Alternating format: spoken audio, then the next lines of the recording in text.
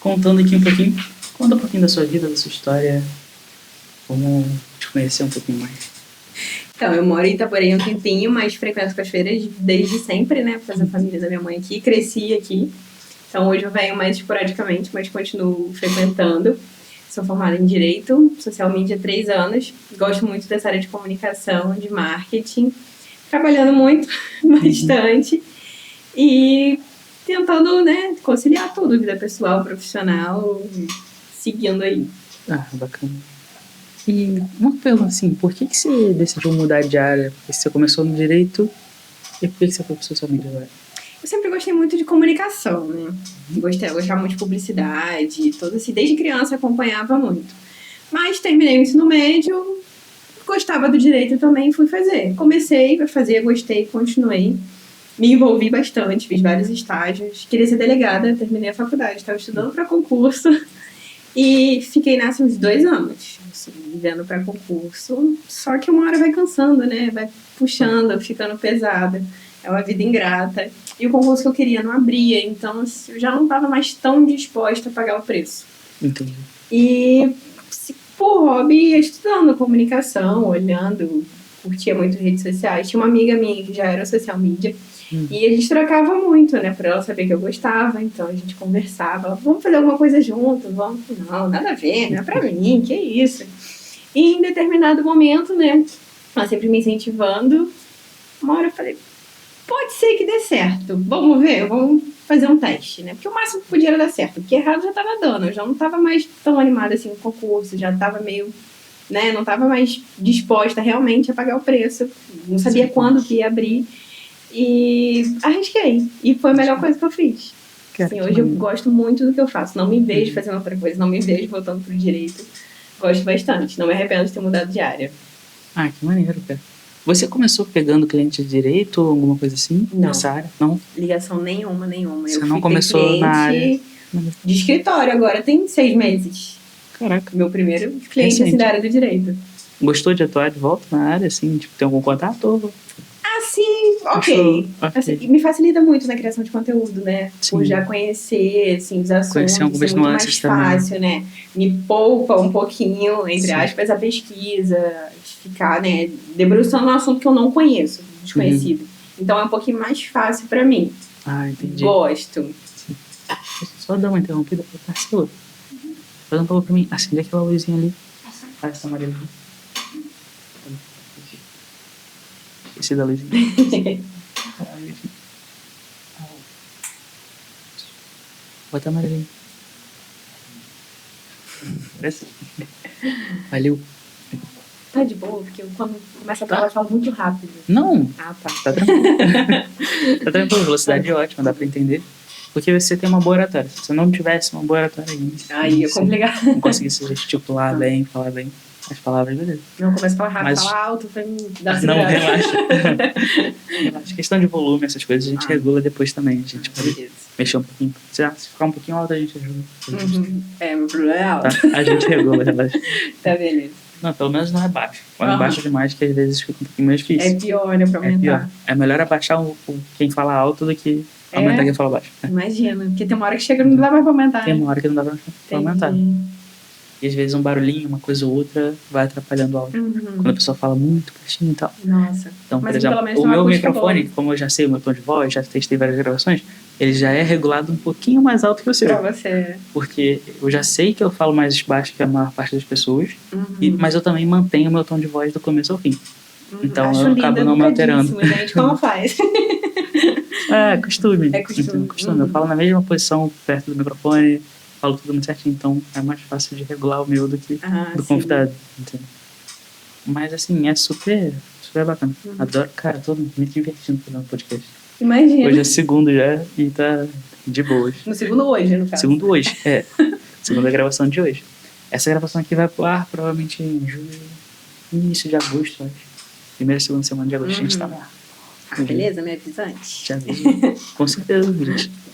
A gente tem muitos cortes pra fazer, muito material pra postar compartilhado, colaboração. Muito bom. Gosto. Pode deixar. E assim, você tem alguma dificuldade com seus clientes? Por exemplo, olha, todo esse problema eu enfrento sempre com meus clientes. Tem alguns que bate-papo são... acho que seria bom a gente discorrer. Tem alguns que são recorrentes, no sentido de... É uma dificuldade da maioria, por exemplo. Então, até eu conseguir colocar a pessoa ali no jeitinho para ela ter essa autonomia de saber o que é o trabalho dela, a função dela, por exemplo, aparecer em story. Sim. Então, assim, até ela entrar nesse ritmo é um pouquinho difícil. Ela aprendeu ritmo, frequência. Isso tudo. Mas depois que, assim, tá alinhado, é uma realização. Então é muito parecido com o que eu vejo, assim, que eu vejo comigo, né? Eu vejo comigo uma autoevolução aos pouquinhos, né? Hoje eu sou bom em fazer stories de vez em quando. Assim, eu entro, faço um story, mas eu não faço aquela rotina diária o tempo todo. Eu entro e explico o que aconteceu. Eu, por exemplo, hoje eu fui no meu story e falei sobre ontem, o que aconteceu ontem. Aí daqui a pouco vai chegar o final do dia, eu falo sobre o que aconteceu hoje. Amanhã eu vou e falo o que aconteceu. Eu vou contando aos pouquinhos e dando pequenas dicas, assim, em pequenos momentos. É o que eu faço na minha rotina de story. Sim. Eu apareço muito pouco ainda. Eu acho que eu apareço pouco. Mas é aquela também.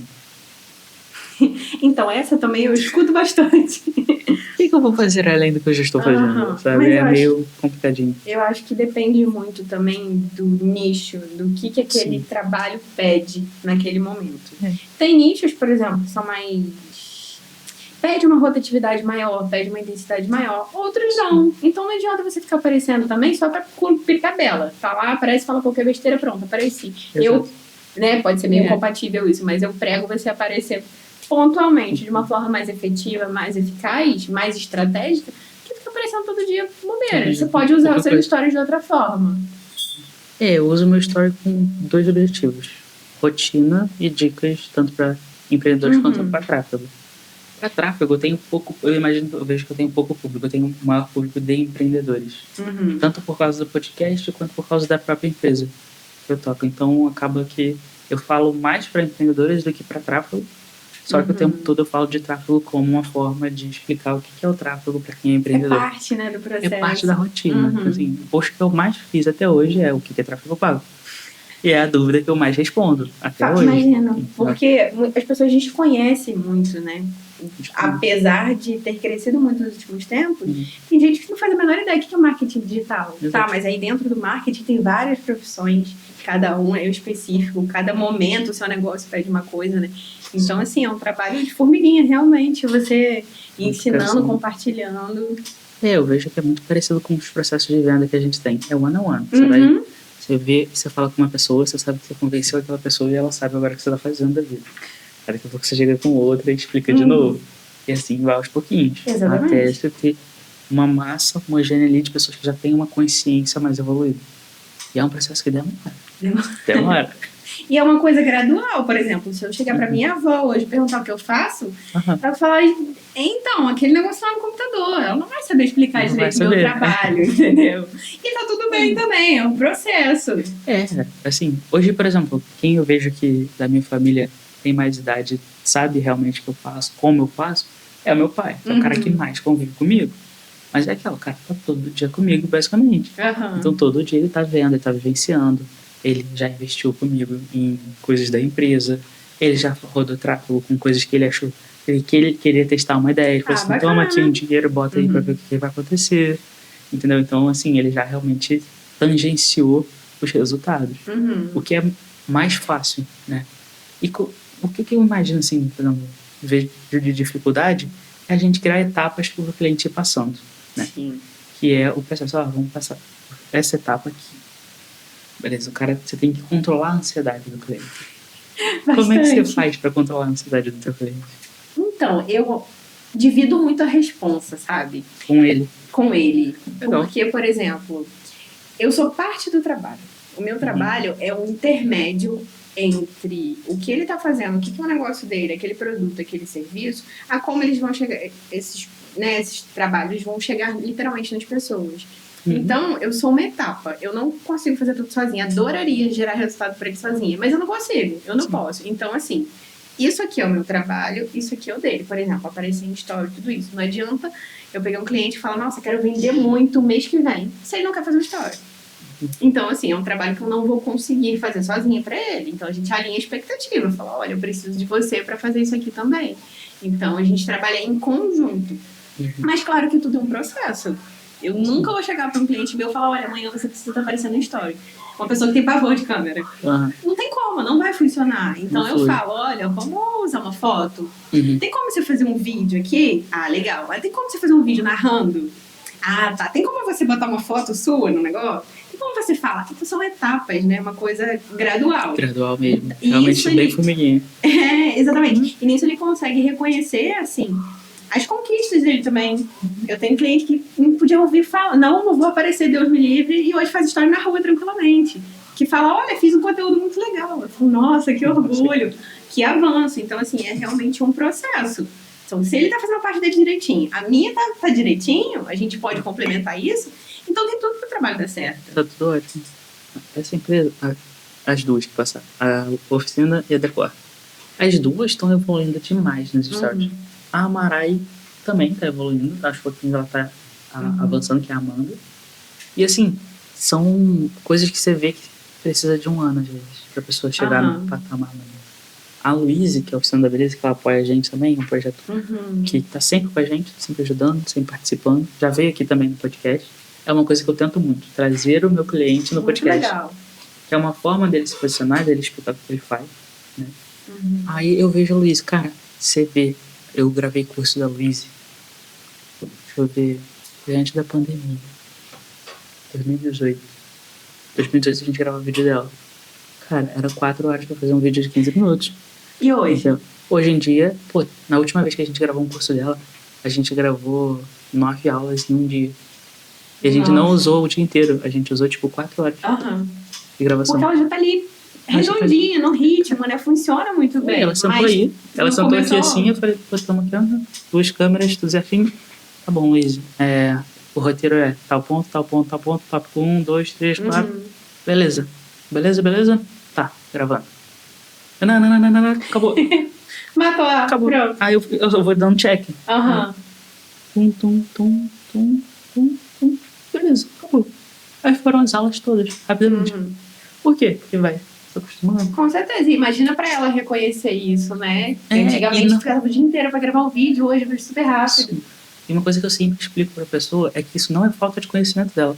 E às vezes a pessoa fica, será que eu não sei tanto assim? Porque tem gente que acha que só quem fala bem sabe. E não é tão assim. Tem a questão da câmera. Assim. Tem a questão da sensibilidade. Por exemplo, a gente tá gravando aqui. Vou parar pra olhar pra câmera. É outra parada. Já dá aquela travada.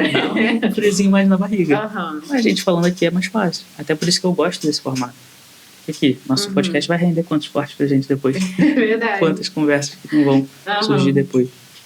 E facilita muito mais. Imagina. Você tira o olho da câmera ali, facilita muito mais. Fica mais leve, né? Eu Fica acho. Mais leve. O meu pai, por exemplo, ele é professor universitário.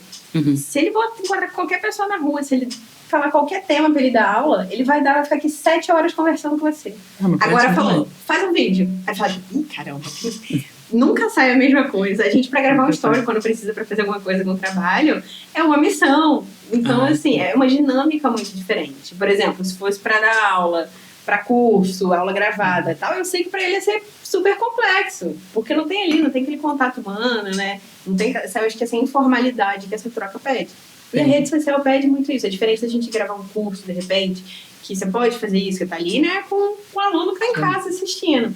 Agora, nesse dia a dia da rede social é outra coisa, né? É outra coisa. É muito mais difícil você estar todo dia na rotina do que você sentar e gravar um batalhão de vídeos. Isso é uma coisa que eu falo muito também. Às vezes é mais fácil sentar e fazer um monte num dia só do que você ficar todo dia na frequência ali. Porque quando você tá começando, você depende do dia bom. Né? Eu vejo muito, eu senti muito isso também. Igual agora. Hoje eu acordei super cansado, super destruído. Ontem eu fui até 2 da manhã trabalhando com um cliente meu que ele tem um projeto de eventos. Então ele tem um grupo que faz eventos junto com ele, um grupo de pessoas. Aí eu e Tarsila, a gente sentou e a gente estava editando os vídeos que ele queria. Cara, a gente foi de 8 às 2h10, 2 e pouquinho, fazendo os vídeos, finalizando. Aí chegou a dormir e tal, acordei hoje cedo, me arrastando, tava com meu Deus. Aí eu comecei, hoje já tinha compromisso. Eu só levantei porque tinha compromisso. Se não tivesse, Não, eu sei que obrigação. eu tenho certeza que eu teria ficado mais meia horinha além do despertador. Aí eu faço uma terapia, eu fui pra terapia. E aí depois o dia continuou. Aí eu comecei totalmente desmotivado. Só que o podcast entrou no meio do meu dia aqui. Aí pronto, já umas tá 2 animado. horas, pô, já melhorou demais. A primeira gravação foi boa, deu certo. Eu fico mais motivado. Eu sou muito movido pelo resultado. Então, fui lá, fiz a gravação, deu certo. Resultado positivo, opa, maravilha. Zerou a bateria, recarregou. Recarreguei. Tomei meu cafezinho Tá novo agora. e evoluí, entendeu? Aí, esse processo de evolução é muito bacana. Por exemplo, eu sou voltado pro resultado. Então, eu faço, depois eu vejo o resultado, gostei, me motivo mais, não gostei,